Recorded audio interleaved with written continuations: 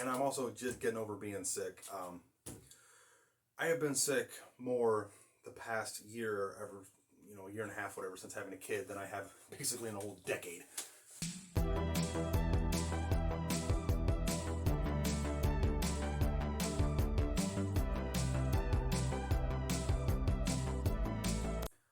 Hi everyone, welcome back to the channel, and I've made a few changes to my computer workbench over here. But the point of this video is I'm going to be doing several things in this video. The first thing is I'm going to be talking about my current PC that I built, and I'm talking about the parts I put into it. I don't have any footage of the build, which is kind of sad, but it wasn't because it's not from the lost footage thing I had a while ago. I just didn't record it. I just wanted to get this computer quickly assembled and deployed to replace my aging old computer. And the other part is I want to do a full review of this case, which is the Thermaltake versus H22. That I did a preliminary open box first impressions video about 5 months ago. Wow, it's been 5 months since I did that video. So let's talk about the parts I threw in here and the reason why I use those parts and chose them, and then I'll do the full review of the case and go from there. So this computer was supposed to be doing several things. I originally designed it to be a all-encompassing general workhorse PC. Supposed to be able to do all my editing, all my game capture, including all my vintage PCs and consoles, which I've made a change of plans on that one. And it's just my main gaming and general use PC, because I do use this for also all my modern gaming, like Fallout 4, 76, Wreckfest, that kind of stuff. So I kind of want to talk about the parts I chose, and I also want to talk about the old PC that I was using for the longest time. So if you look back on my channel, the first 3 videos I did, or first I think 4, was the Gateway 2000 restoration video, which I'll put links down below for that video and a title card. That was edited solely on this, a HP Pavilion. Was it G7? It's a Pentium processor, like 4 GB of RAM, running Windows 8. This was my editing laptop that I used for that video and everything for those videos early on. I did have a desktop computer, and it struggled. Even with, I think the first editing software I used was the Windows one that was on here, if I remember correctly, or maybe I actually tried a different software, I don't remember. But yeah, this was the first computer I was using, and then I went and I picked up a used Dell Optiplex of some kind. It was a 5th gen, like Core i5, like 2400 or 2500, 8 GB of RAM, no video card, and I used that for a little bit. Even tried to do some gaming with it, which with no video card it did struggle a little bit. So I did pick up a used GTX 950. It was a little better, and I was able to do better editing, but it still struggled a whole lot. Took forever to render videos, took forever to convert videos from, I started using OpenShot, from that to the MP4 standard that YouTube needed. So I actually started looking around all my bins of parts that I had from stripping computers and scrapping the more modern computers, and I was able to build a computer from an old Asus H22 mainboard. It was a Core i5 3570, and then I upgraded to a Core i7 3770. 16 gig of just bog standard green PCB RAM, and I swapped out the GTX 950 for an RX 480 that I picked up before COVID blew up and caused prices to just skyrocket. And that was my main editing PC for almost exactly a year. My main editing PC, my main gaming PC, my main workhorse PC, and it was fine, but it did start struggling in some later games, and it did start struggling a little bit with editing and stuff with my videos. Plus, it was using mechanical drives, and if you remember a couple months ago, I mentioned I had a massive failure after just blowing the dust out of my whole PC. One of my hard drives basically partially failed, and I lost a bunch of footage. And also, one of the RAM slots would, at random, not work. like I'd plug it in and it'd say there, or not plug it in, I'd turn it on and it'd say there was a configuration error, and it would say I only had 8 GB of RAM, so I literally powered it off, had to unplug all my RAM, plug my RAM back in, and it would detect all 16 gig again. Then there was, my video card wouldn't be detected, and then it suddenly would. My USB would quit working, my audio would quit working, so I had to put in a video sound card, which that's where the when I built the XP machine, I said I had a Sound Blaster XFI card. It was in that PC because it still had Windows 10 drivers because my audio quit working. I was having so many issues with that board, and it was just because it was an old board that I picked up out of a case, and there was nothing really in it. It was a mismatched build anyway. It had like 6 gig of RAM, a Pentium of some kind, and a GT210. I don't remember. But I needed something a little bit more powerful, so and I knew that almost right away. So I started actually hunting for more modern parts and more compatible parts and parts that had a better. I hate the term future-proofing. I really do, because if you want to be specific, at one point, LGA 775 and the Core 2 quads were future-proofed. At some point, the first generation Core I series was future-proofed. At some point, the FX series was considered future-proof. So I don't like using the term future-proof. But I do use it once in a while, even though I hate the term. But yeah, I wanted something that was future-proofed for, I could get quite a few years out of this machine. Because if I was getting at least decent results out of a 3770, which at this point was a 7-year-old, 8-year-old chip, I think, then hopefully this will be able to do a little bit better. So, sorry about the parts I used in this, and then I'll do the full review of the case. But anyway, first things first. Obviously we know the case, which is the Thermaltake Versa H22, which I did in a previous video. Link down below, and title card. For a motherboard, I actually was going to go with 2 different options. The first option was this ASRock AB350M. AM4 platform, so it was going to support first 1000, 2000, 3000 series Ryzen processors, and I think it would also support all the way up to the 5000 series. But clearly, it's a very low-cost budget board, just cheap VRMs, 2 RAM sticks, which I believe maxed out at 32 gig total, maybe 16 total. I think it's an earlier revision. Only 1 fan header that I can see, USB 3.0. It just, there wasn't, I wanted more out of a board, and this just wasn't it. It was just too budget. Plus this board actually doesn't work. I snagged this out of my local scrapyard.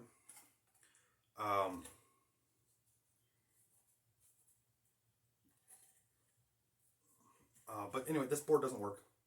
I don't remember where I got it. I think in a bin of parts or something. There's a bunch of stuff in it that I actually could use, but this was actually dead. I decided to go with a Asus Tuf Gaming B450M Plus motherboard. So this one was because I didn't need something that was, like enthusiast level, like the Sabers or okay, I'm not up to current snuff when it comes to the modern enthusiast parts. I don't know what the latest and greatest ones are, but you see them on like Linus Tech Tips and Gamers Nexus. The boards that cost like $4 or $5, almost $1,000. I just needed something that was going to be able to run AMD because I wanted to go AMD this time around. I used Intel the past few times and it ran great, but I wanted something where I could get by just a board and then have a huge upgrade path later, and not have to worry about, oh well, if I need something more, I need an extra socket. I need the new socket or the new RAM style or the new whatever. 4 RAM slots can take up to 64 gigabyte of RAM. M.2, which I ended up using. The 1000 through 5000 series Ryzens and those generations Athlons and stuff. A lot of expandability with USB, SATA. 2 PCI X16 slots. One of them runs in a 4X mode. Very compatible board, and the software that came with this was actually really nice and very easy to use. I will admit this was used in box. because I got it off eBay. It's actually one of the first parts I bought because I knew I wanted Ryzen, so I got a board that I knew would fit in the case, which was MATX, or this supports full ATX, but I wanted MATX. So I got this used off eBay. It was an open box return with it said broken pin in the description. I thought that was kind of strange because the AM4 platform, the pins are on the CPU, and I was not sure what it meant. And from the pictures, I couldn't see anything broken, so I thought that it was just a generic description, what they gave for all their used boards in case there's any discrepancy. But actually, the broken pin is on the USB 3 header for the front panel, so I don't have USB 3.0 on the front. But the back ports on the motherboard work just fine, so if anything, I can just get a USB 3.0 hub and just use that if I need any more 3.0 devices. Speaking of CPUs, I went with a kind of a unique choice on this one. I went with the Ryzen 5 3500, which is essentially the non-hyper-threaded version of the 3600. 6-core, 6-thread, base clock of 3.6 gigahertz, and turbos up to 4.2 gigahertz, which is leaps and bounds more powerful than my old i7 3770. In fact, using synthetic benchmarks, it nearly doubled my scores across the board with the same video card. For RAM, I went with two 8GB sticks of DDR4 Mushkin brand Redline Ridgeback, clocked at 3200 megahertz with a latency of CL20. I had no idea if that was good or bad. The guy I talked to that I bought it from, the computer store, he said that latency, since I'm not into getting all the, squeeze every frame per second, and I'm not using a very high-end board like a Z board, like the Z-rated boards or anything, that latency is not too big of a hit. He said there's going to be a little bit of a hit on performance, but not enough where I'm going to notice it. I did do that originally. I say that originally because a few weeks ago I did do a few upgrades, and I'll talk about that later in a later video, but for right now I'm just talking about the parts I put in here when I got it working. For storage, I went with a 128GB M.2 SSD, which I believe was a PCI Express variant, and it fit in the slot, and it booted and posted just fine. Installed Windows 10, and this thing boots up, like, I hit the power button, and it's like 3 seconds later, I'm at the Windows desktop.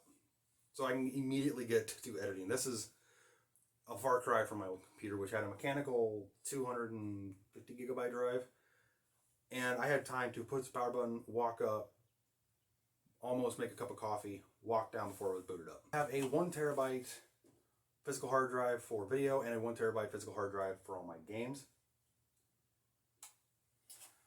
I know that that's a bad idea because physical hard drives are starting to be phased out because a lot of people prefer SSDs. And at some point I will transfer this to SSD because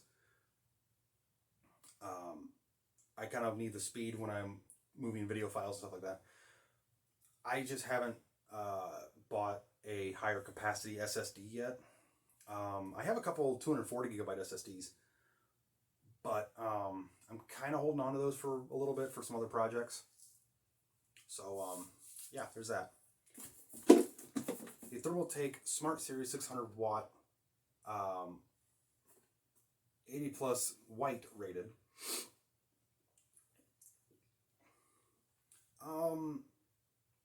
I kind of was doing a lot of math on this, and I didn't think I was going to need more than 600 watt, especially considering that once I get rid of these two mechanical drives, I'm not going to need that full 600 watt. In fact, I think I'm only pulling like 520 at max load. So this had all the connectors I needed. In fact, I had too many connectors. I'll get to that here when I get to the review part of this build. When I get to the review part of this build, because it kicked my butt several times. And then miscellaneous stuff. I have a CD drive up here so I can burn optical media for older PCs and stuff. And I prefer physical media, so when I buy PC games, I kind of prefer to buy like the physical disc of like Doom or Wreckfest or Fallout 4 because I like collecting games. And there's a 120mm fan up front that was easy to install, and I'll show how to install that here in a second. Now, obviously, if you can see from the video, this is not an RX 480, and this is not a Wraith Stealth. It's these are the upgrades I've put in here in the past few weeks. That's not part of the video. Part of the video is mainly what I had put in here for the build and the case. So now, let's get to the full review of the case. Okay, so here's the back of the case. We have the I/O panel here. Fits just fine like it should. The pre-installed 120 millimeter. It's a low speed but high airflow fan, so I don't even hear this thing running. Even when I force the fan curve up to the high speed, I can't hear nothing. All 7 expansion slots. I don't have the cover on right now. The video card I have in here is kind of a pain in the butt because it's blocking. There's a guide pin here that this video card is blocking the hole for, so I need to fix that. The power supply on the bottom goes down the basement.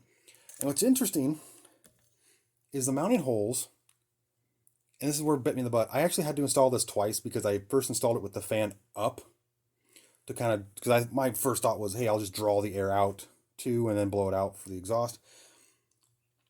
I actually read that's a bad idea because you want to keep this isolated on its airflow because that way it's not drawing hot air from the system through the power supply. You want this to be its isolated power or airflow.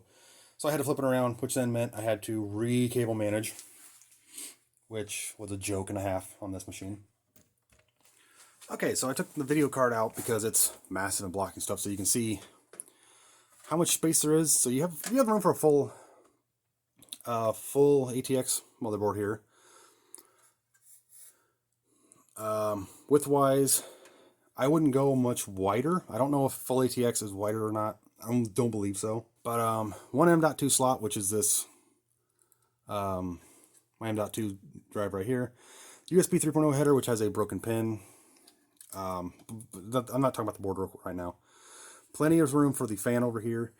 And there's also plenty of room up top here. Definitely for a radiator for water cooled. So if I was to run a water cooler, it doesn't look like there'd be room because of the prism here. But with the prism gone and you just have the water block, there's more than enough room right here for a water cool system, which is great. And you can see there's plenty of room for cable management, you know, at least on the front. Ignore the white zip ties. I ran out of black ones. I need to fix that. But yeah, all the cables ran out just fine. There's plenty of airflow here. Pre-installed fan does move a lot of air. I just installed this other one because with the graphics card I put in, I wanted to make sure I kept everything cool. By the way, if you're an enthusiast builder, look away. Yeah, that's my horrendous... God, that's horrendous now that I look at it. But I need to redo this. But yeah, it came with too many cables. The cables were too long. No matter what I did, trying to get everything moved around and hidden was just... It wasn't working out very good. I was doing my best. The cutout for the CPU block here, this is actually really nice because if I ever swap out coolers again, which I did need to do when I put that Stealth on, or that Prism, I don't have to worry about taking the whole motherboard out just to swap cooler, which is a really nice feature. But the problem is getting your hands in there to rehook up all the wires and cables. It's kind of a headache. But something that's not a headache is installing the new front fan. So the front cover just kind of rips off with some force. And unlike older cases, there's none of the wires on the front. It's all pretty well self-contained in the header up here, which is nice. And it's legitimately just undoing these clips. And it just snaps in here. Route your cable, which I need to redo. Snaps back in.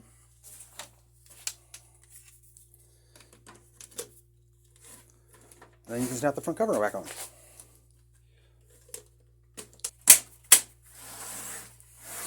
And ta-da!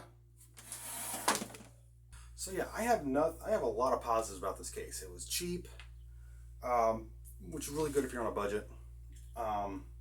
Fits a wide variety of boards, MATX, full ATX. I believe it'll fit the ITX. There might be a few weird ones that won't fit in here. Plenty of expansion. So, legitimately, there's almost no reason to not, you know, like I could fill up all these drive bays. It'd restrict airflow, but I could do it. You know, the power supply, I just got a shorter one, but it does have the length space, so you could put the much bigger power supplies in it. You know, pre-installed fan, which is a very nice feature. It doesn't come with a power supply, but power supplies are actually pretty cheap right now, so yeah.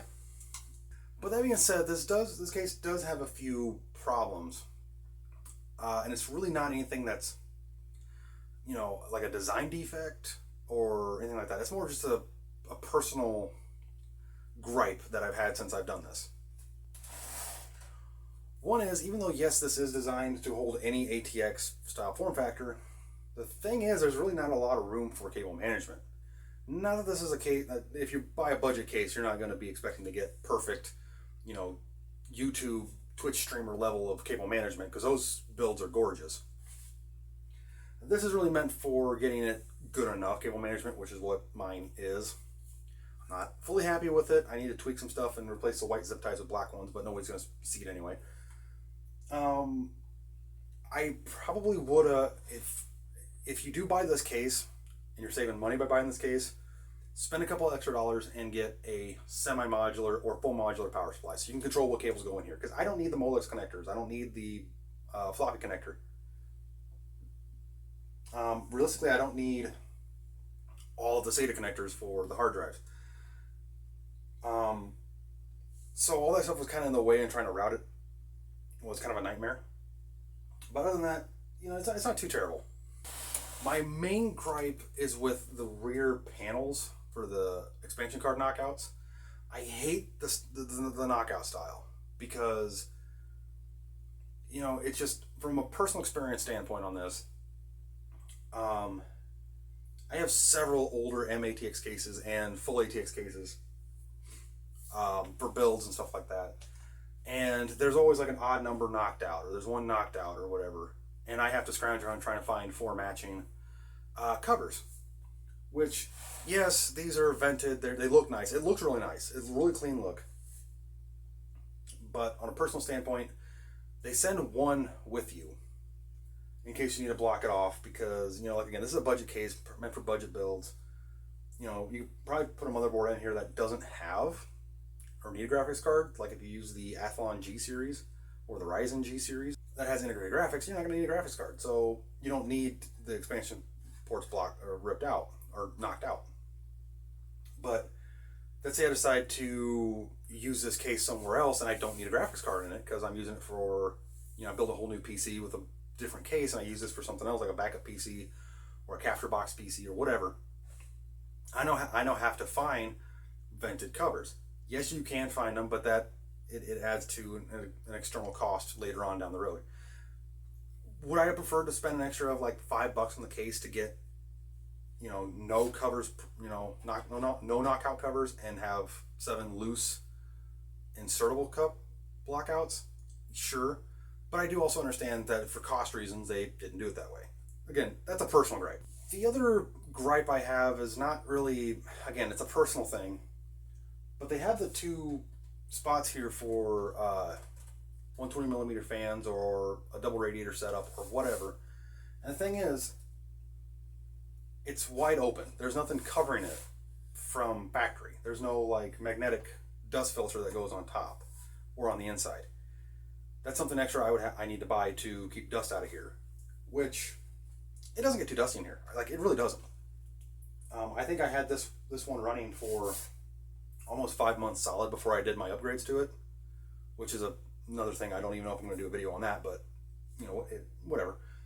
I did get some dust in here from the top just being open.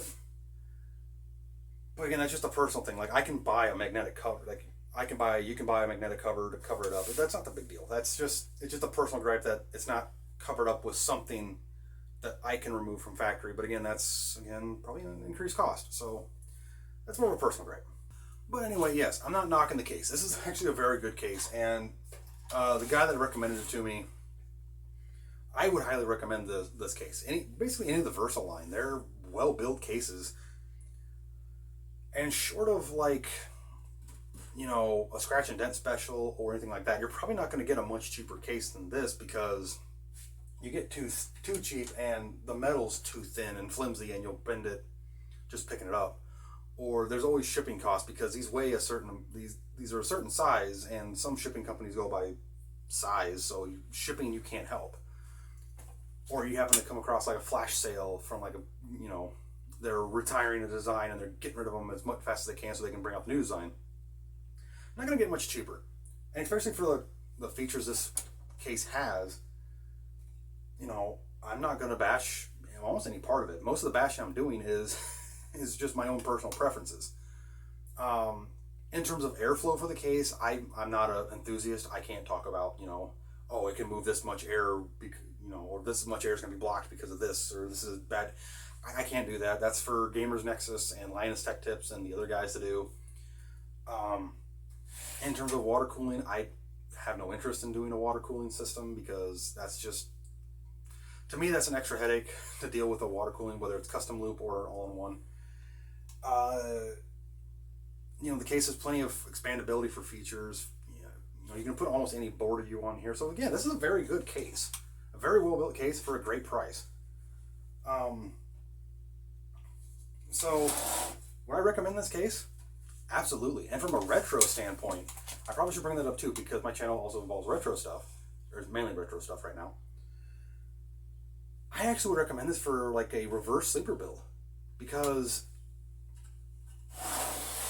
with its pre-installed fan, it can hold any ATX style power supply. So basically any MATX or full ATX motherboard. So in theory, I could put like a slot 1 Pentium 2 build in here with like Voodoo and a Matrox. I could put a later, you know, I could probably even put like a 486 in one of these if I get a custom block off plate that just has the hole for the AT style keyboard.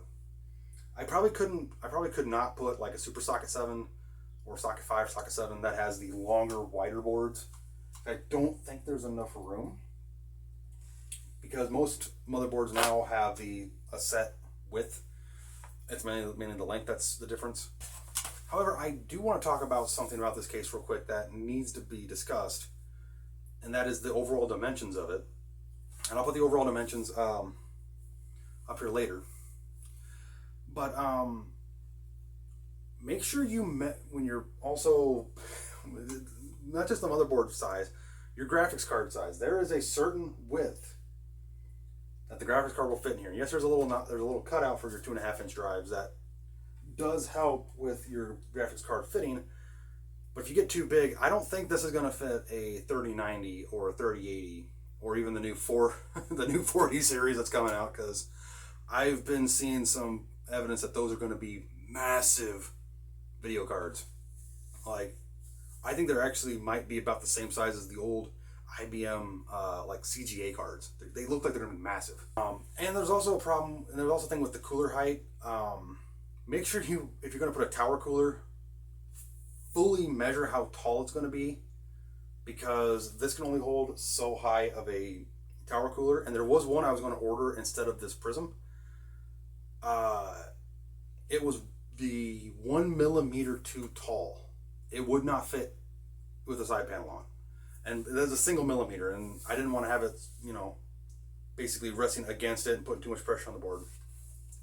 That kind of stuff. So yeah, with that being said, I can fully endorse this case. It's again a very well built case, very feature rich, and it fit my current build. I'm sorry I don't have footage of me building a PC in this case. I would have loved to, but I just wanted to get this deployed because I was having more and more problems with my old rig that I liked, and I just wanted to get it set up, running, benchmarked, software installed, and that kind of stuff, and just going before the other computer completely failed.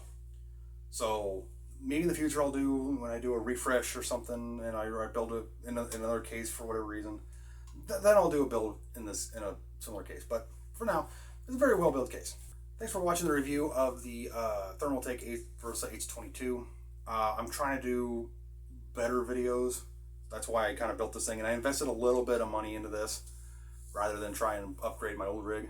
If you have any comments down below of this particular chassis, or if you want any more detailed things of what I put in here, just let me know and I'll see if I can get to it at some point. Hit the subscribe button to subscribe to the channel and be notified when I upload more content. If you liked it, hit the like button. And hopefully, I'll see you in the next video. Thanks for watching.